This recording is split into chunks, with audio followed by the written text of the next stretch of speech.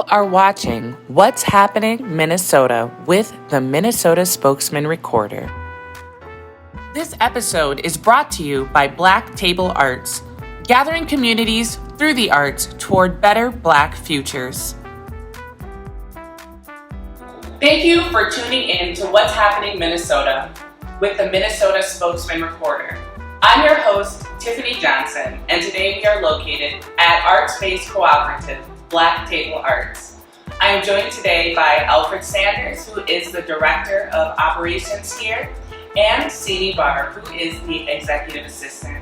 Thank you both for joining me today and for sharing more about your organization. The first question I want to ask both of you is if you can share more about Black Table Arts and the impact that you've been driving in the Twin Cities. So you want to go first? Black Table Arts was started in 2015 by Kino Eval. He's a local poet here. Started with the free Black Open Table in the Twin Cities here, and then we kind of started growing into different events, having events at the local library and Illusion Theater, and which led to us having the Because Black White Conference. I reconnected with Kino about 3 or 4 years ago. He's a childhood friend of mine, so we just came together and started working together on certain things with Black Table Arts. In the conference, we kind of developed a life of its own, and then it led us to trimming up this space. So now we're here 6 months, 7 months with the co-op, and so Black Table Arts. So I'd love for each of you to share a bit more about yourselves and the roles that you play in the organization. Well, I'm Syne. I'm the Executive Assistant here. We are a small staff of about 6, so we kind of help each other out with everything, but my role specifically is streamlining communication through the ED, through Alfred and everyone, just so people have questions about the co-op, I can direct them to the right person and get them involved in the right way. I also run the social media and help plan events and just kind of keep everyone happy and communicative. Syne is, a valuable piece of the team. Very grateful for Syne as well. So my role, I'm the Director of Operations. So just making sure everything is kind of going even flow from the events to the programming, and just making sure there's so many hats that you have to wear, especially being such a small team. Teamwork is important, and also just being available and brainstorming the vision, but also being able to get on the ground and do things like that, which is extremely, can be challenging at times when there's so many tasks to do. You want to hats, but very grateful for the team we have and program assistants and things like that. Absolutely. So let's talk about that a bit. Working within an organization that's had such a highly visible impact, right? Especially since 2020, unveiling this beautiful space that we're sitting in today. What is it like working with a small yet mighty team? What have been some of your challenges, and what have been some of your moments of learning? The challenges is just being able to ask for help and knowing your strengths. Everyone has a unique strength, and I think that's really important to kind of find how to utilize that person most effective. I think that is definitely a growing process, and I'm just grateful to just try it every day and keep growing and develop more programs as a team, and focusing now with a wellness program and a youth programming that is all coming soon here. So that is something we're looking forward to at the co-op, and also just trying to be a safe space. I think that's important, the co-op being a safe space where we can be Black and enjoy ourselves, and also learn together, and also offer our skills to other people in our community, and just being able to concentrate on ourselves. I think that's the most important about the space. Absolutely. So I want to talk about our arts scene. So being in the Twin Cities, we're well known for our art scene, right? From literature and theater to music, visual arts. And out of that, we have a lot of arts-based organizations, right, in our landscape. So what makes Black Table Arts different?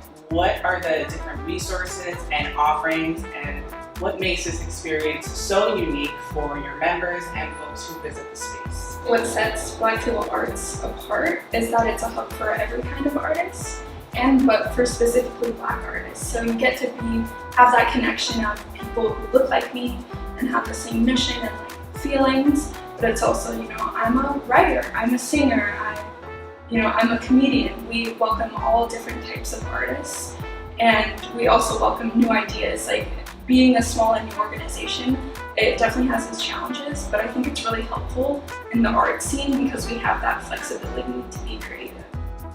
And I also think just the social justice aspect of it, I think it allows us to kind of come together in another way and kind of use art as a way to keep the fight alive with the social justice atmosphere in the community. There's a lot of things that are going on, and we'd like to kind of have that space where we can kind of communicate and have those deep conversations, and I think that's important because they're hard to find. We can just come as we are, and I think that's the base of the co-op, right? It's a very affordable fee for people to just be here and have this accessible for everyone.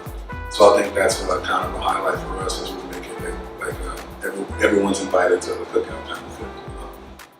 I really appreciate that. So while it's an arts-based co-op and your name is Black Table Art, there really is a sense of community here, and there are resources for everyone, even if you don't necessarily identify as a creative. And a lot of what I hear you talking about is how arts really does, it's a part of social justice. Art is a part of wellness, right? So can you talk a little bit more about the intersectionality of art with other aspects of our lives and how Black Table Arts works to foster that? Just allowing the platform for people's voices to be heard. I mean, not only locally in the Twin Cities, but Kino also had a book, The Garden of Black Joy, which is kind of like the beginning of the dream, right? We talked about the space, and then you make The Garden of Black Joy, which is a book of poems from poets all over the world, Black poets all over the world. I think just allowing that, like having that platform to allow people to, speak to their strengths and the things that they go through, and using art as that kind of engine to do that. I think that's extremely important. Art as an engine, kind of the driving force. Right, that's the driving force.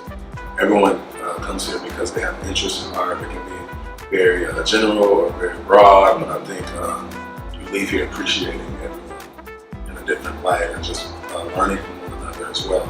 It's a lot of connections that happen here, a lot of people meet, and I think that's the beauty of the co-op is making it like a resource center for Black artists in Minnesota. They can come here, learn something from us or one another, bring something to the table, and I think that's the beauty of it all. Yeah. I want to talk a bit more about this space. From what I know, Black Table Arts has been active in the Twin Cities for the last 5 or 6 years. And it was in 2020 that you unveiled this particular space. What can people find in terms of resources and rooms that are actually in the space when they come to visit? Yeah, so when you become a member of the co-op, you have access to reserve the rooms, and we're also in the process of expanding upstairs, which allows for businesses to rent spaces, and also like a more business membership-minded membership for people.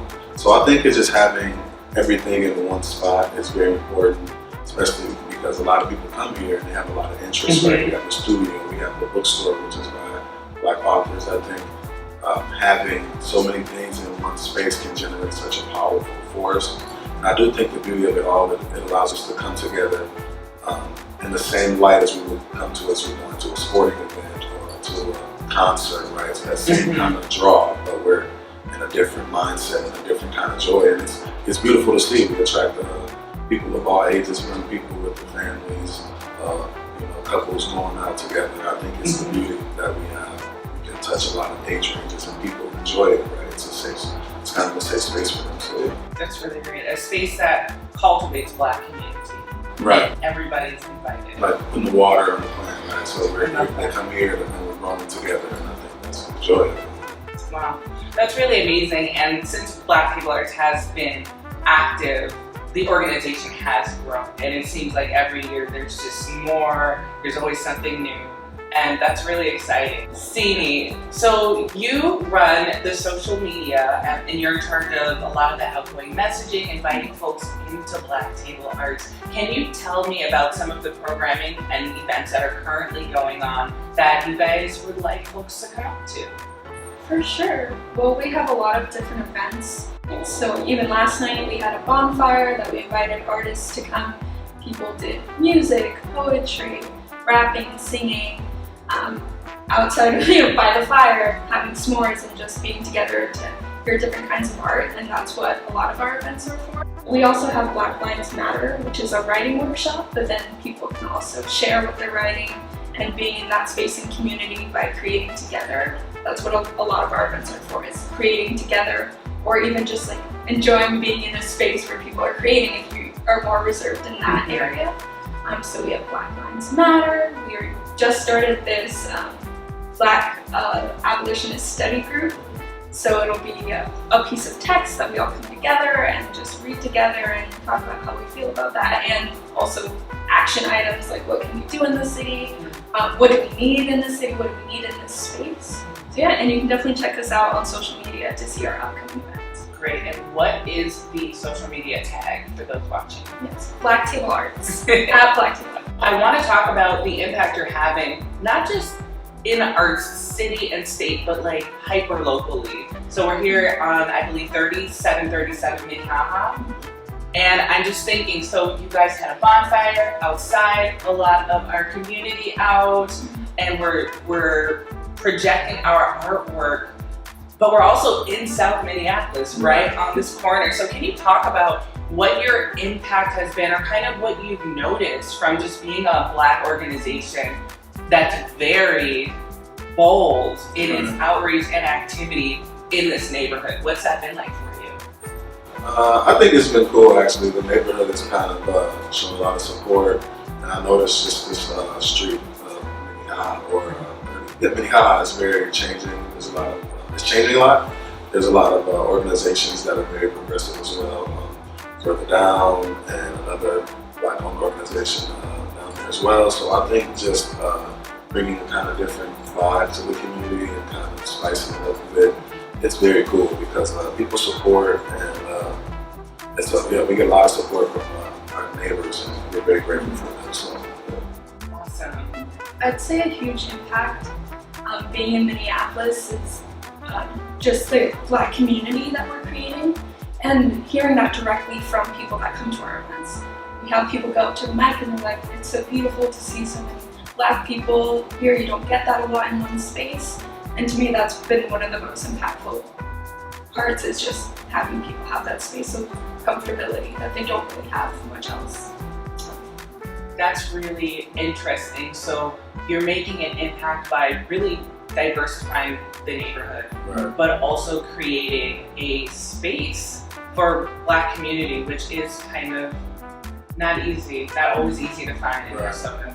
Absolutely. And I think it's just, you keep trying and you keep trying, and you always be available.